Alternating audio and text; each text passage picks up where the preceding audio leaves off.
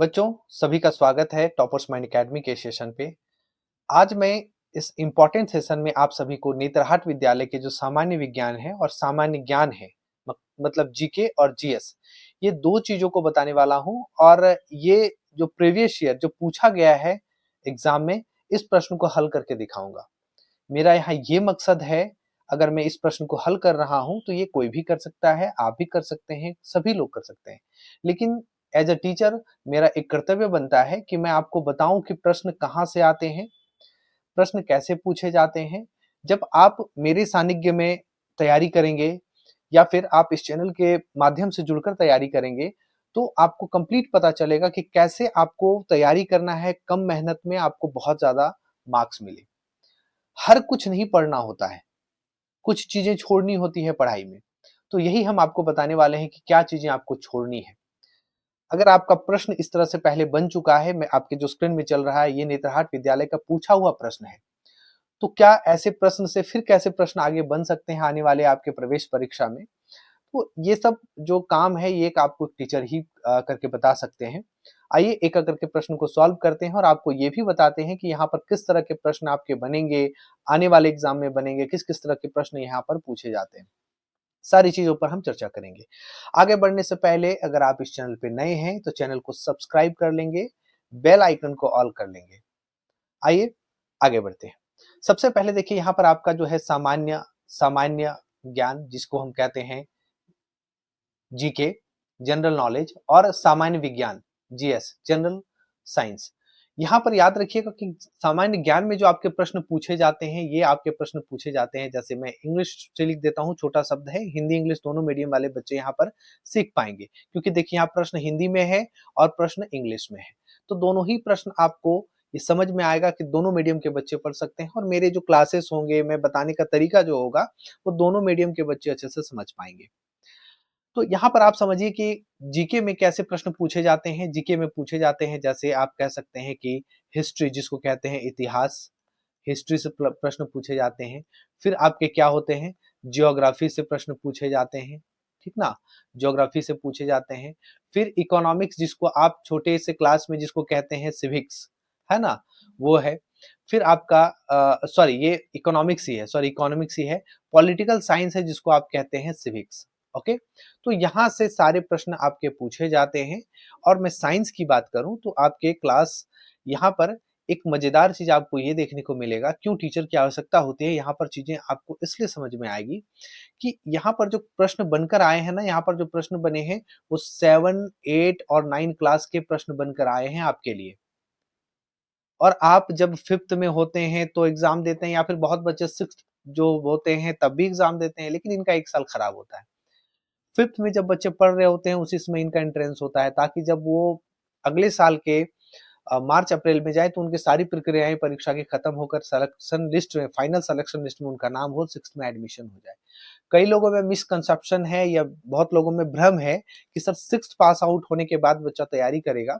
बिल्कुल कर सकता है, लेकिन 1 साल का नुकसान होगा। और हमें लगता है कि अगर आप इस चीज के लिए करा रहे हैं तो 1 साल का नुकसान बड़ी बात नहीं है। अगर आपका बहुत साल बहुत अच्छी जगह पर बीतना है तो 1 साल ड्रॉप आउट कोई बड़ी चीज नहीं होती है।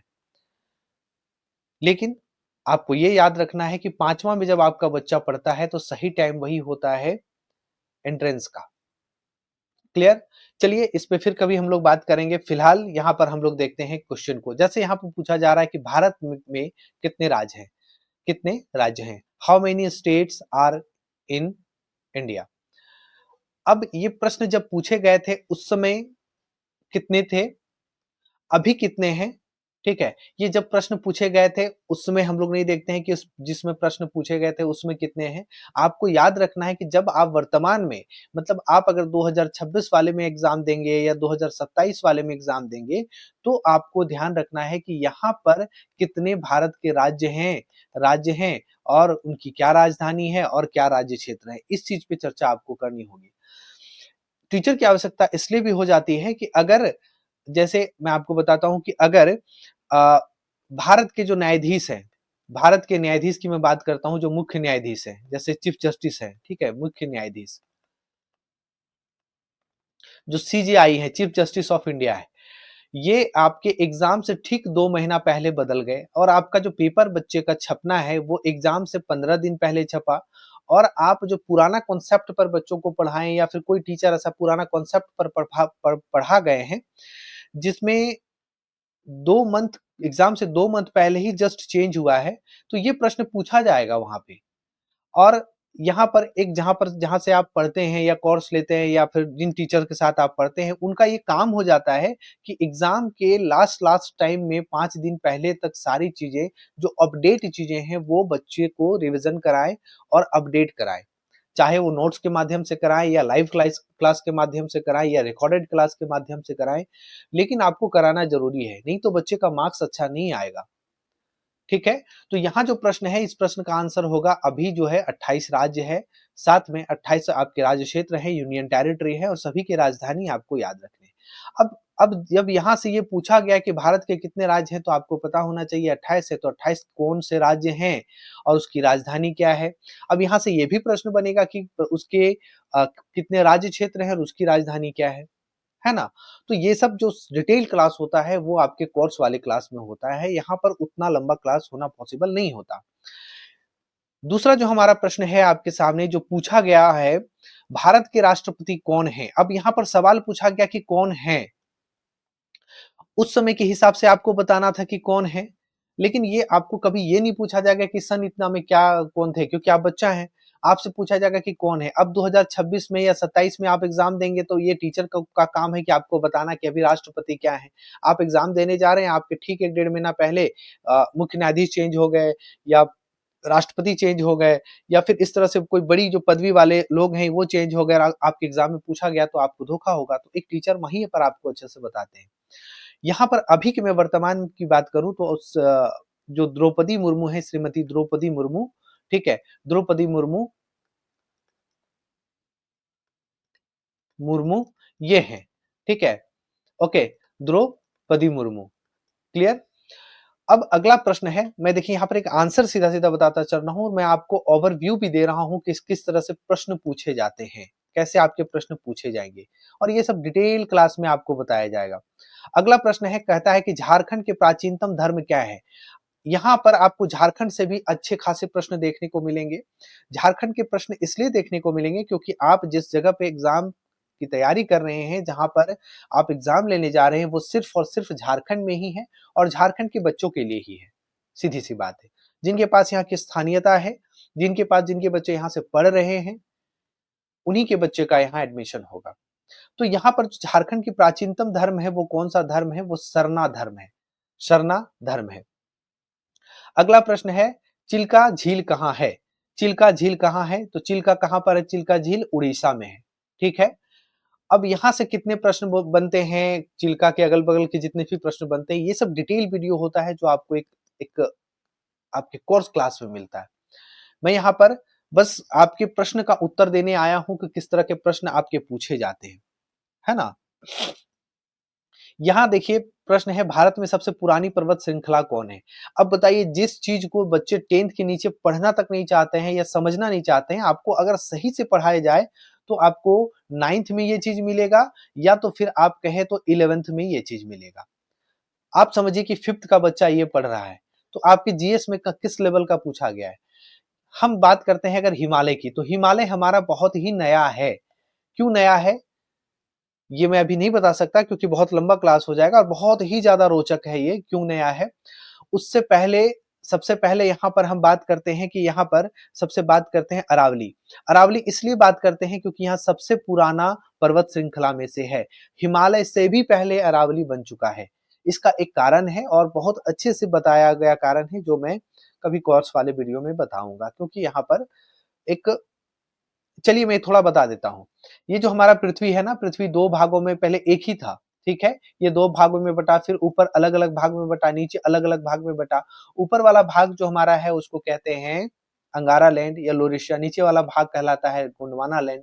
फिर वो अलग अलग भाग में बटता गया। भारत हमारा गोंडवाना लैंड का हिस्सा था और वो नीचे से जाकर यूरोप और एशिया वाला प्लेट पर टकरा जाता है और उससे एक फॉल्ट का निर्माण होता है, एक मुड़ाव का निर्माण होता है जिसको हिमालय कहते हैं।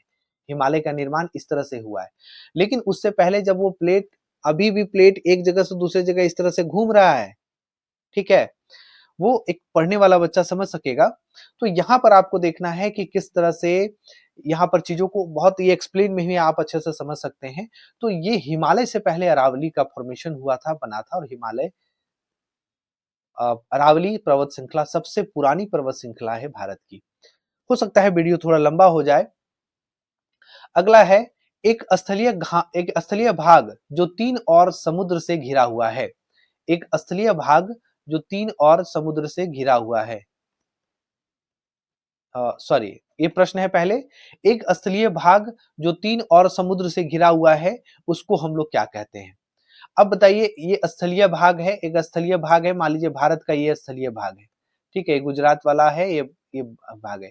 एक समुद्र ये अरब सागर है, ये बंगाल की खाड़ी है और ये आपके जो हिंद महासागर वो है, जो यहाँ कन्याकुमारी के पॉइंट पे तीनों को मिलना होता है। अब देखिए ये तीनों है तो इसको क्या कहते हैं? ये प्रादीपीय भाग है भारत का। क्या है? प्रादीपीय भाग है। समझ में आया? प्रादीपीय भाग है। अगला जो हमारा प्रश्न है, अगला प्रश्न क्या है कि लोकसभा में कितने निर्वाचित सदस्य होते हैं? लोकसभा में कितने निर्वाचित सदस्य होते हैं? अब यहाँ पर आपके जो प्रश्न हैं वो आपके साल पर डिपेंड करता है कि 2026 में, 2025 में, 2027 में, हर साल नहीं बढ़ता, लेकिन आप जब एग्जाम देंगे तो उस समय कितने निर्वाचित सदस्य लोकसभा के हैं, ठीक है? कितने मनोनीत सदस्य होते हैं कहाँ पर, कितने विधानसभा में सदस्य होते हैं, सारी चीजों को पढ़ाया जाता है। तो यहाँ पर जो आपके प्रश्न हैं वो 543 है, ठीक है? 543 है। अगला ये देखिए 2018-19 का प्रश्न है और आप इसको आप मैं अभी ये जो क्वेश्चन बता रहा हूँ ये अभी के हिसाब से आंसर हो गया है, कुछ आंसर पुराने हिसाब से भी होगा। मैं आपको एक आइडिया देता चलूंगा और आंसर भी बताता चलूंगा कि किस तरह से आपको एक चीजें करते चलनी है। मैं एक चीज और बता दूं कि मैं जिस तरह से नेतरहाट विद्यालय के सभी चीजों को बहुत अच्छे से आप सभी के सामने रखने का कोशिश किया, मैंने बहुत अच्छे से बताने का कोशिश किया, इसकी वजह से कुछ एकेडमिक वाले मेरे पीछे पड़े हुए हैं। उनका ये कहना है कि सर आप मुझे नोट्स दें, वो अलग अपनी पहचान छुपाकर फ़ोन करते हैं, अपनी पहचान छुपाने की कोशिश करते हैं, लेकिन आप इस डिजिटल ज़माने में आप कोशिश आपकी बेकार चली जाएगी और वो परचेज़ भी करना चाहते हैं, वो चाहते हैं कि परचेज़ कर लें। मेरे पास ऐसे ही कुछ फ़ोन आए हैं परचेज़ के लिए और मैं एकेडमिक की बात कर रहा हूँ, कुछ एकेडमिक वालों का कहना है और वो परचेज़ करना चाहते हैं, वो चाहते हैं कि उस बेसिस पे वो पढ़ाएँ। लेकिन मैंने इनकार किया, मैंने बोला मैं अपने ही इस चैनल से जुड़े बच्चों के लिए ये सुविधाएँ रखा हूँ और ऐप में जब चीज़ें आएँगी तो वहाँ से आप या तो फ्री हो या तो परचेज़ हो, तो वहाँ से चीज़ें आपको मिल जाएँगी। फिलहाल मैं अपने बच्चे जो बच्चे मेरे साथ यहाँ जुड़कर देख रहे हैं, जुड़े हुए हैं, मैं उनके लिए सारी सुविधाएँ रखा हूँ। अगला प्रश्न है भारत के कुल भूमि का कितना प्रतिशत भूभाग वनों के अंतर्गत है? मतलब पूरा अगर भारत हमारा है, पूरा भारत का जो क्षेत्र है 3.83 वर्ग मिलियन वर्ग किलोमीटर हमारा पूरा भारत का क्षेत्रफल है, तो उसमें से जो हमारा वनों का जो क्षेत्रफल है वो कितना है? तो 23.28 है। याद रखिएगा 23.28% है। बहुत ज़्यादा अब देखिए आप यहाँ पर कितना कितना कितना ज़्यादा नियर बाय है 22.880 22.90 24.20 कितना नियर में है, कितना नजदीक में है, तो बताइए बच्चे कैसे कर पाएंगे। और जब आपके आपके मैथ्स की class demo as a demo आपको डाला गया है चैनल पर, आप जाके देखिए उसको, प्लेलिस्ट में ही आपको मिलेगा, मैम डाल चुकी हैं। और यकीन मानिए इस सेशन में, इस पूरे सीरीज में अगर सबसे कोई टफ है तो वो आपको लगेगा रीजनिंग। रीजनिंग का क्वेश्चन देखने के बाद टीचर को भी लग रहा है कि इस लेवल का रीजनिंग बच्चों को नहीं देना चाहिए क्योंकि बहुत हाई लेवल का है। वहाँ आपको बहुत ज़रूरी है अच्छे से पढ़ना और सीखना, और वो भी सॉल्व करके आपको मैम दिखाएँगी और आप उसके बाद कमेंट में बताइएगा कि किस तरह से लगता है। उम्मीद है क्योंकि आपको बहुत अच्छा लगेगा।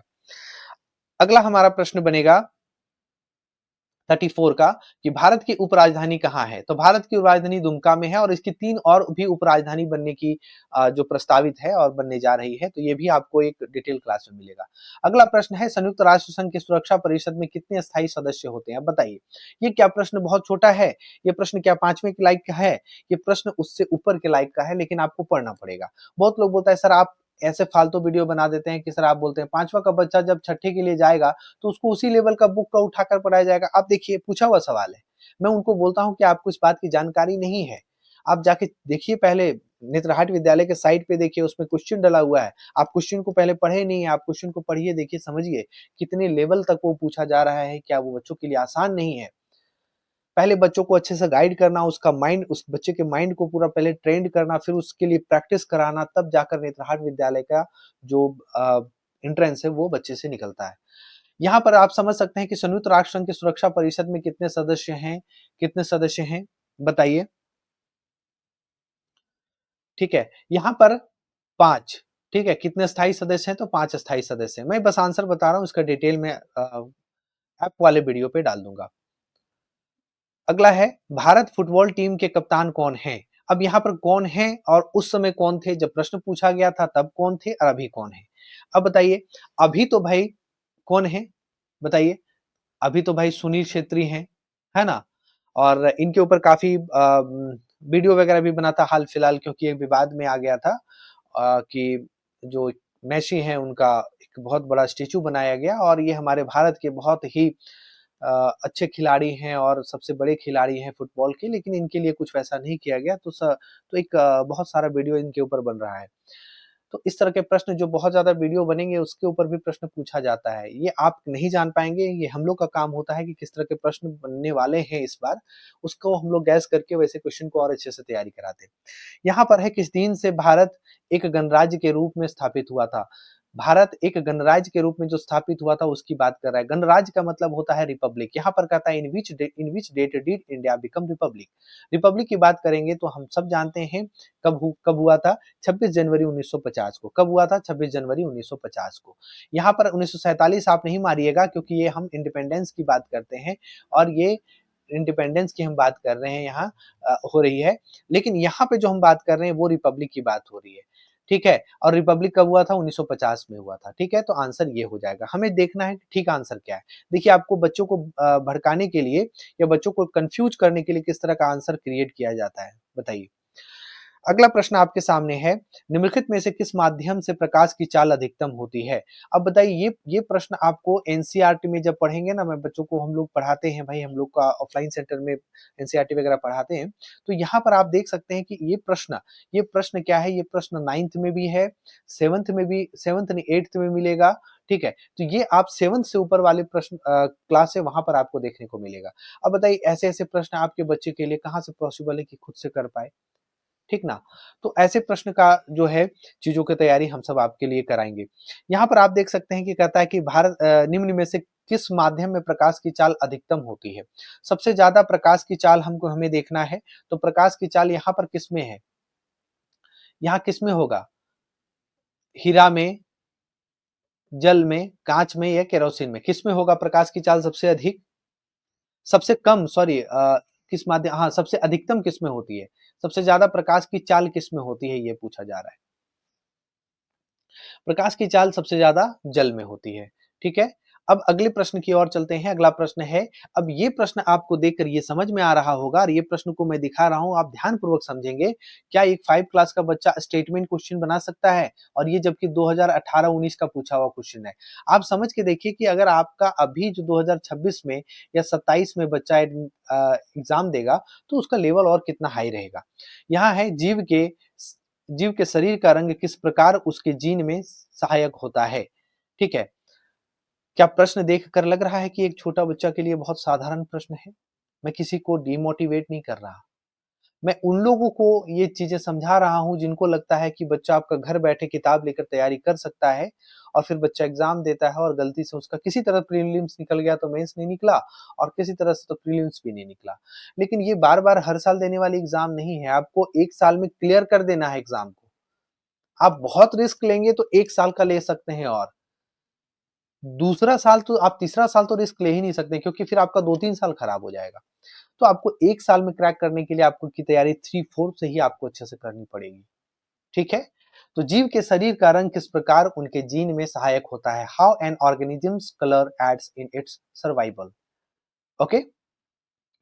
ठीक है? तो यहाँ पर हमारा क्या है? यहाँ पर होगा, यह जीवों के उनके परभक्षियों से बचाता है।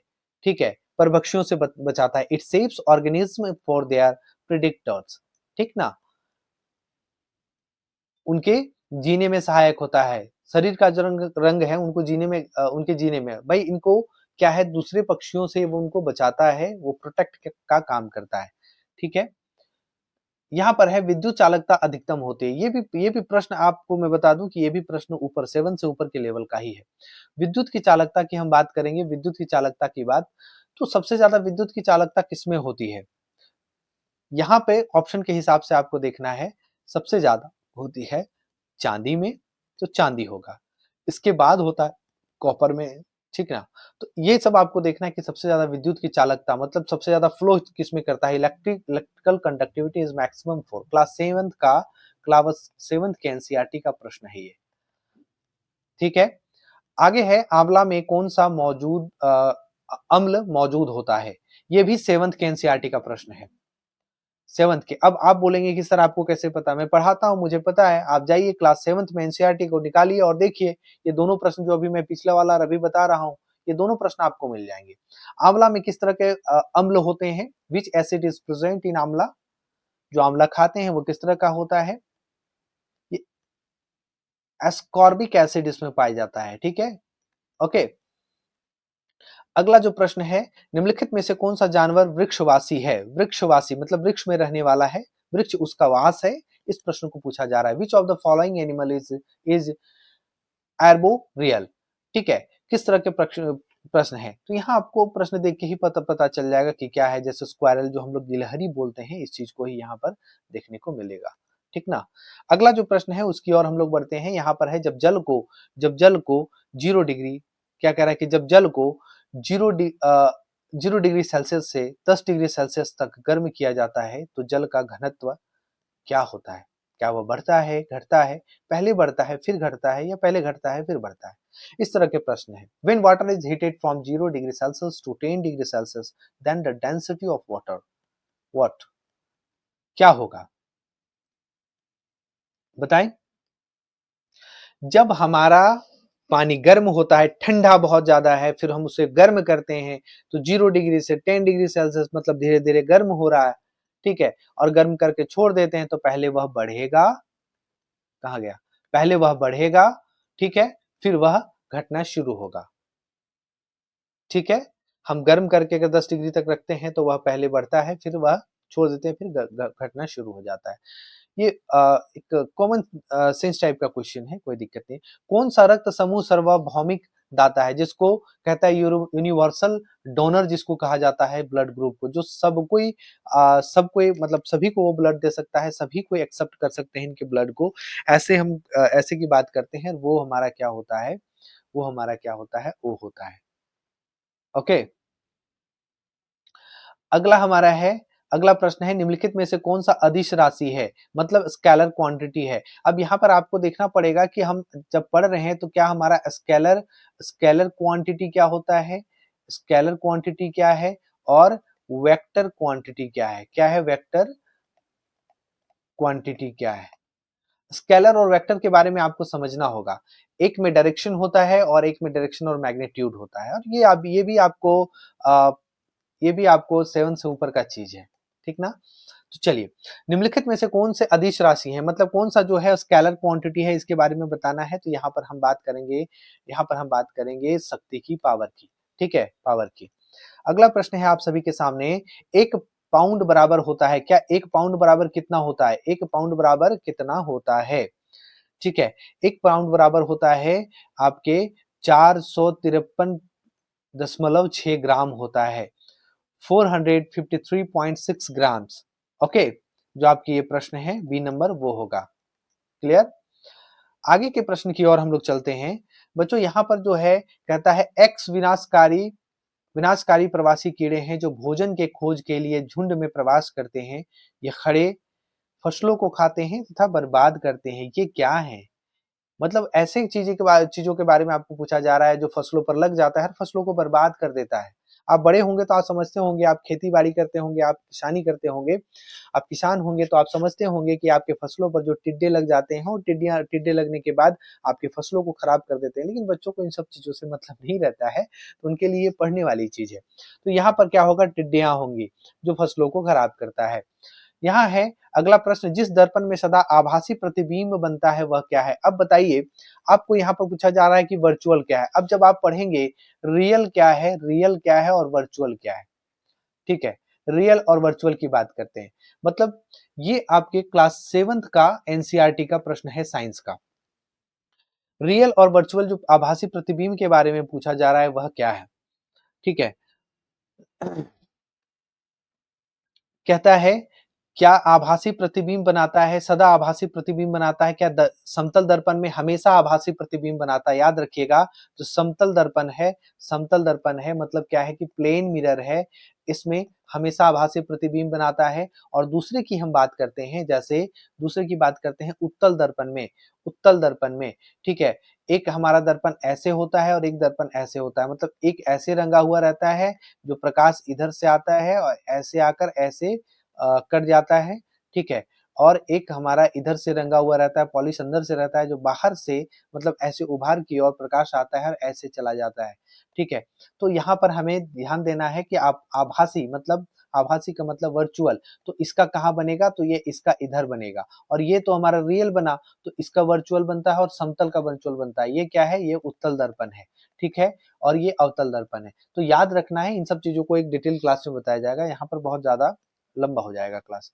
तो ये हमें ध्यान रखना है कि आभासी प्रतिबिंब हमेशा समतल और उत्तल दोनों ही दर्पण में बनता है, ये दोनों ही। तो इसका आंसर यहाँ पर डी होना चाहिए, ए और बी दोनों।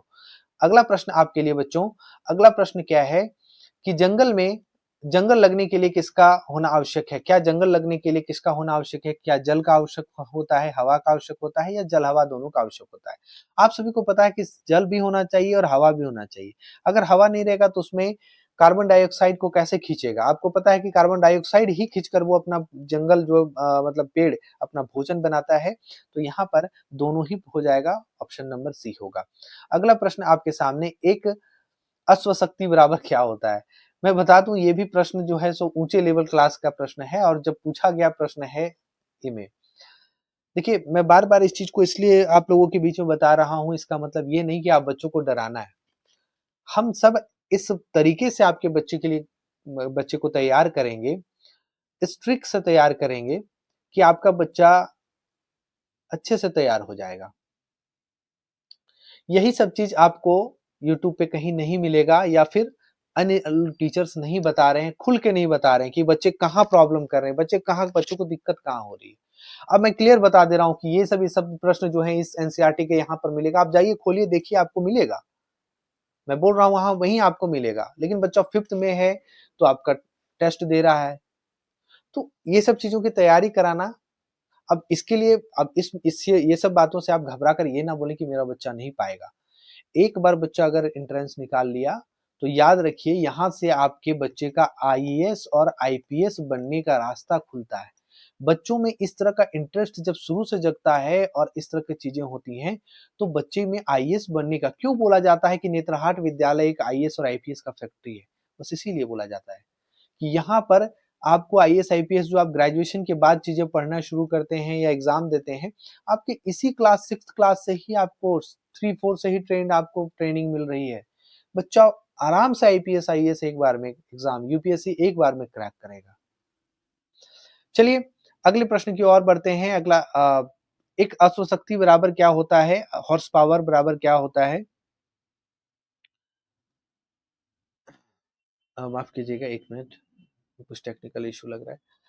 ओके, अब कह रहा है कि यहाँ पर एक अश्वशक्ति बराबर क्या होता है, मतलब 1 हॉर्स पावर बराबर क्या होता है? जब आप ट्रैक्टर लेते हैं तो वहां पर बोलते हैं ना कि कितना एचपी रहता है, कितना एचपी का ट्रैक्टर है, मतलब हॉर्स पावर का ट्रैक्टर है, कितना अश्वशक्ति का ट्रैक्टर है, ठीक है। इंजन की हम जब बात करते हैं तो यहाँ पर कितना होगा, 445 745.7। देखिए कैसे बच्चों को कंफ्यूजन किया जा रहा है, ये वाट होगा, वाट, ठीक है, लेकिन यहाँ पर इतना ही और देकर यहाँ पर जे दे दिया है, जूल। और यहाँ पर देखो, देखिए थोड़ा थोड़ा करके कंफ्यूजन करने के लिए किस तरह से प्रश्न बनाया हुआ है। तो एक्चुअली क्या होता है, 746 वाट लिखा जाता है, यहाँ पर एग्जैक्ट 445.7 वाट कर दिया है, लेकिन 746 भी लिखा जाता है जो आपको बुक में मिलेगा। तो ये कंफ्यूजन करने के लिए कैसे क्रिएट किया हुआ है, इसका आंसर होगा ए नंबर। अगला हम प्रश्न की ओर जाते हैं मेरे प्यारे बच्चों। चलिए यहाँ पर खत्म हुआ 50 क्वेश्चन। मैं आपको थोड़ा पीछे दिखा देता हूँ कि यहाँ जो मैम है वो मैथ्स को कैसे सॉल्व करा चुकी हैं। देखिए ये मैथ्स आपका सॉल्व हुआ था और आप चैनल पे जाके देख सकते हैं कि सारा मैथ्स का क्वेश्चन सॉल्व हो चुका है। अब आगे यहाँ पर जो प्रश्न सॉल्व होने हैं वो होने हैं आपके आपके मेंटल एबिलिटी की। मैं यकीन दिलाता हूँ कि मेंटल एबिलिटी वाला जो चैप्टर होगा, वो सेशन होगा, आपका देख के सच में मेंटल आपका एकदम दिमाग हिल जाएगा कि इस तरह के प्रश्न भी पूछे जा रहे हैं, इसी तरह के प्रश्न पूछे जाते हैं।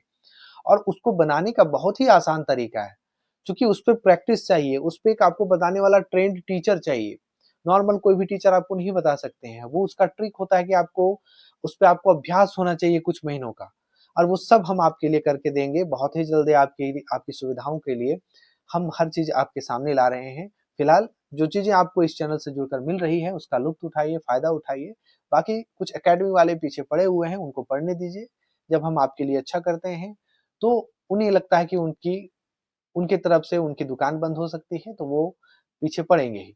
मुझे इस बात से फ़र्क नहीं पड़ता, लेकिन मुझे इस बात से ज़रूर फ़र्क पड़ता है कि आपने हम सब पर अच्छा भरोसा किया है, इस चैनल पे भरोसा किया है, और हम सब आपके इस भरोसे पर खरा उतरें और आपको अच्छे से तैयारी करवाएँ।